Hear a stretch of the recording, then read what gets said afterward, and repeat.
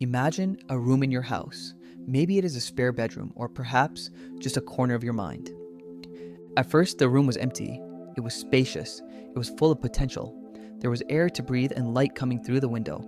But then you thought, I need a chair here. So you brought one in. Then you thought, a desk would be useful for productivity. So you added the desk. Then came the books because you wanted to be smarter. Then the filing cabinets, the decorations, the lamps, the rugs. Years go by. Now, when you walk into that room, you can barely move. You have to turn your body sideways just to squeeze past the furniture. The air feels stale. The light is blocked by stacks of things you thought you needed. You stand in the middle of this clutter, feeling anxious, feeling overwhelmed, and you ask yourself the question that defines our modern existence. What do I need to buy to organize this mess? We are obsessed with addition. When we feel a void, we fill it. When we feel pain, we bandage it. When we feel inadequate, we acquire. We are drowning, and we think the solution is to drink more water. But what if the answer isn't more? What if the very act of seeking more is a stone tied around your ankle? This is the great illusion of self-improvement.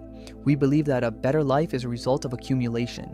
We collect habits like trading cards, we hoard productivity apps, we pile on responsibilities. But a heavy life is not a full life. A heavy life is just heavy. Today, we are going to put down the bricks, we are going to stop building walls, and we are going to pick up a chisel. Let's look at how this additive obsession destroys your peace in 3 distinct ways. First, look at your morning. You wake up and you immediately feel behind. Why? Because the internet has told you that to be successful, you need a morning routine. So, you try to add things. You need to meditate for 10 minutes. Then you need to journal 3 pages of gratitude. Then you need to drink a specific green powder. Then you need to read 10 pages of a Stoic philosophy book. Then you need to exercise. By the time you actually start your day, you are exhausted. The routine that was supposed to give you peace has become a source of stress.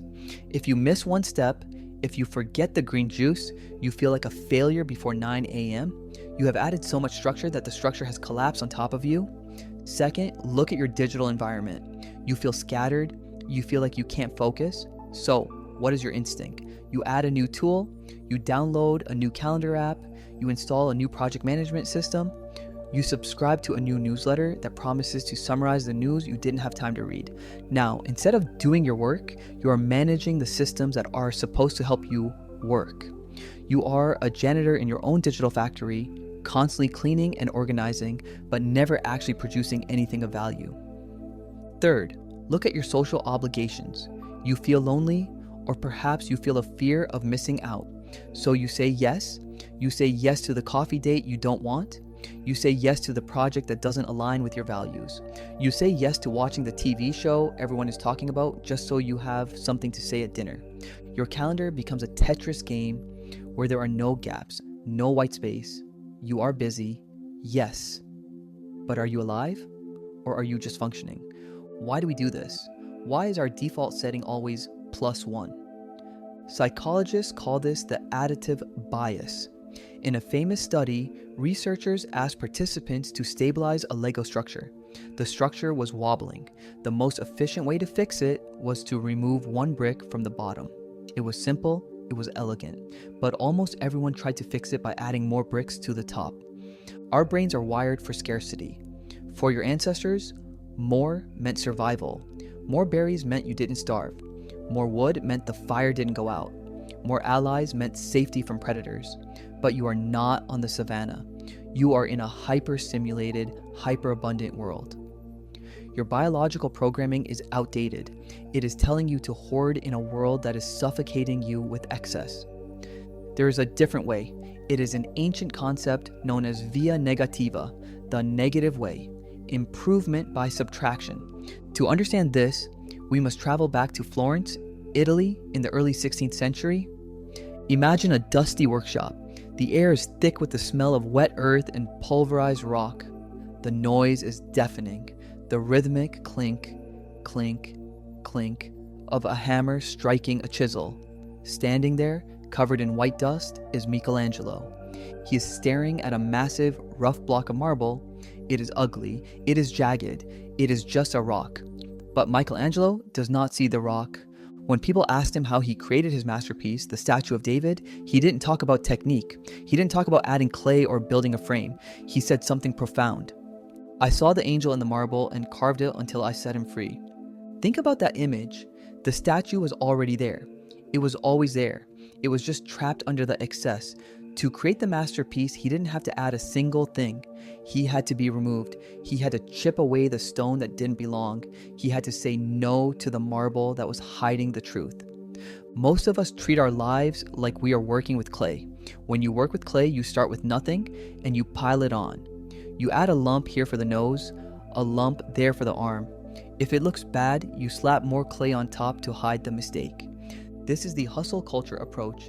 Add a side hustle, add a gym membership, add a networking event.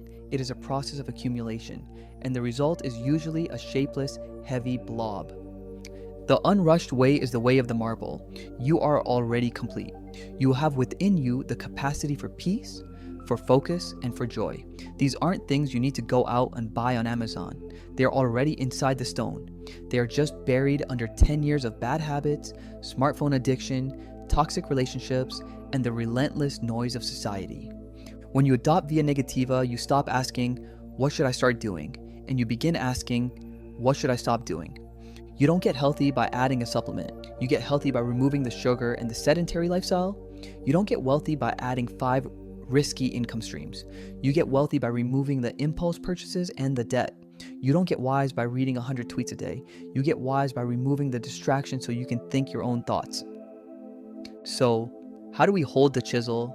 How do we start carving today, right now? I want to give you one specific action. It is small. It is the first chip off the block of marble. This week, I want you to create a not to-do list. Most of you have a to-do list that is a mile long. It is a monument to your anxiety.